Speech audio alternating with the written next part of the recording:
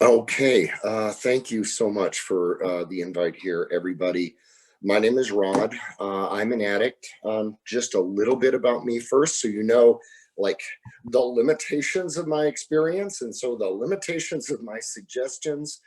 Um, I've been in NA since 2001, but relapse, rehabs, detoxes, they're all a part of my story. And my last relapse was in 2013. And H&I has played a role both in getting me clean when I wasn't and helping me stay clean now that I am.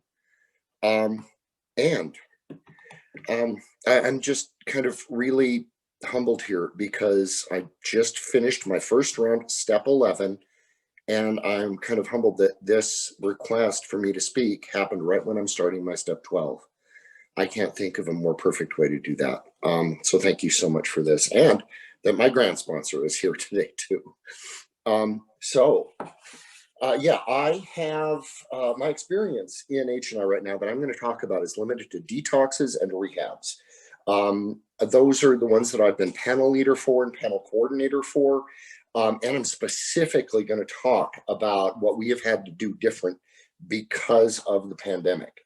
We in Salt Lake City still do have rehabs that are meeting in person, but we're running into some things where the facilities, they're having high turnover or staffing issues. We're getting some unresponsiveness, right, from the facilities sometimes. We are also running into, like experienced H&I members who can't necessarily go in person because of health issues, because of elderly people in their families, like I have.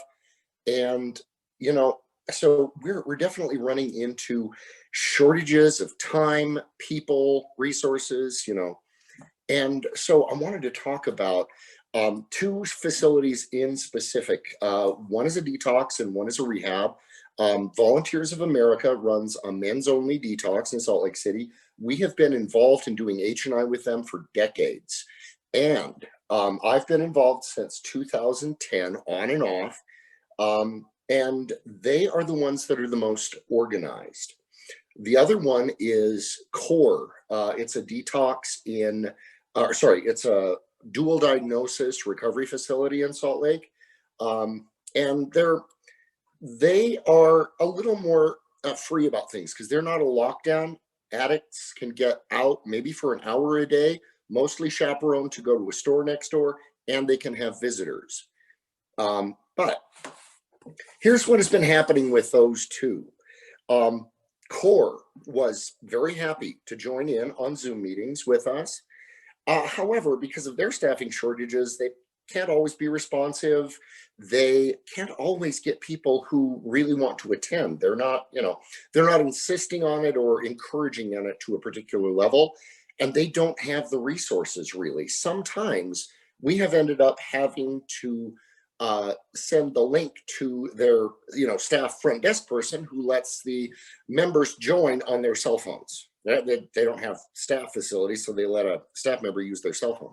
Now, CORE has been a whole lot more organized. They take things really seriously because they have really strict HIPAA requirements. They want everybody to have filled out application forms if they're going to go in person. And they've had a good relationship with us, like I said, for decades. But, early on, they had to lock down. And so we just got a hold of them and said, hey, here's some things we could do. They took that, said, we're going to do some of our own research. They got back to us. They gave us a link. And I'm really humbled by this thing. They had never done, at least at this Volunteers of America in Salt Lake, they had never done any video conferencing volunteer work. They decided to research it and then use us as a guinea pig. They were very careful to give us one-time links only, let us in, supervise, see how it was done. And then pretty soon they gave us a permanent one-time link for H&I use and VOA. We always use it. And they are very happy with this, and they have started using it with other volunteer organizations. However, I think most of the facilities are kind of being more like CORE. And I just learned something.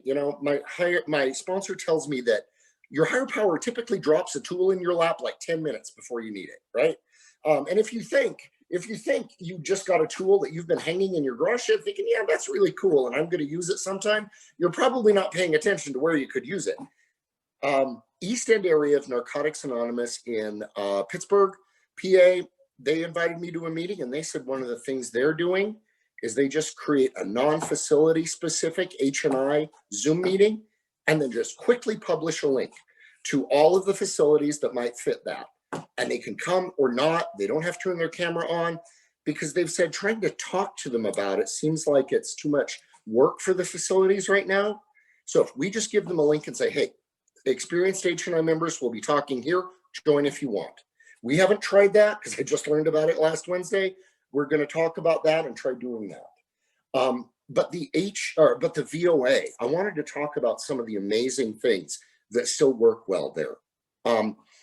They can usually only have about 5 people in the room at a time, but they put their video device in the corner and we can see everybody in the room. They do let us see video. And, you know, there's a temptation to think that this format allows you much less opportunity to connect, but I don't think it does, because we have been able to talk with them, let them know our names, and here's some really cool things about it.